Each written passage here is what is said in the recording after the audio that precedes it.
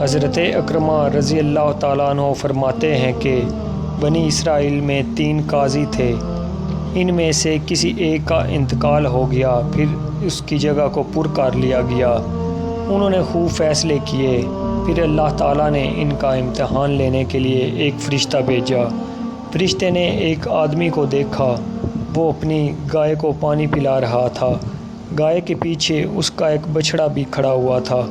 فرشتہ نے گھوڑے پر سوار ہو کر بچھڑے کو اپنے پیچھے لگا لیا اور کہا یہ تو میرا ہے، چنانچہ وہ بچھڑا گھوڑے کے پیچھے پیچھے چلنے لگا۔ گائے والا اور یہ دونوں پہلے قاضی کے پاس گئے، مقدمہ لے گئے۔ فرشتے کے پاس قیمتی موتی تھے، اس نے قاضی کو دے دیے اور کہا کہ فیصلہ میرے حق میں دینا ہے کہ یہ بچھڑا میرا ہے۔ قاضی نے کہا میں یہ کیسے فیصلہ کروں گا کہ یہ تمہارا ہے؟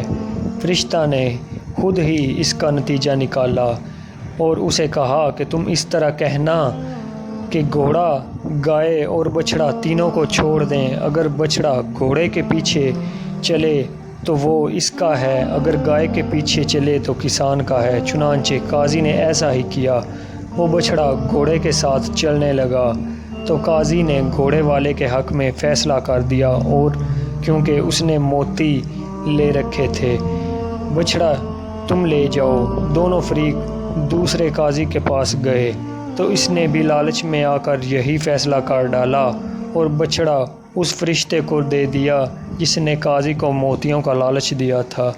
جب تیسرے قاضی کے پاس گئے تو فرشتے نے اس کو موتی عنایت کیے اور کہا کہ میرے اور اس آدمی کے درمیان فیصلہ کر دیں۔ یہ سن کر قاضی نے کہا مجھے تو حیض آ رہا ہے۔ تو فرشتے نے کہا کیا کہہ رہے ہو، مرد کو بھی کبھی حیض آتا ہے؟ قاضی نے جواب دیا کہیں ایسا بھی ہوتا ہے کہ گھوڑا بچھڑا جنتا ہو۔ چنانچہ قاضی نے گائے والے کے حق میں فیصلہ سنایا اور گائے والے کے حق میں کہا کہ بچھڑا تم لے جاؤ، یہ تمہارا ہے۔ امام دمیری رضی اللہ تعالیٰ عنہ کہتے ہیں کہ انہی جیسے قاضیوں کے بارے میں رسول کریم صلی اللہ علیہ وآلہ وسلم نے فرمایا تھا 2 قاضی جہنم میں ہوں گے اور 1 قاضی جنت میں۔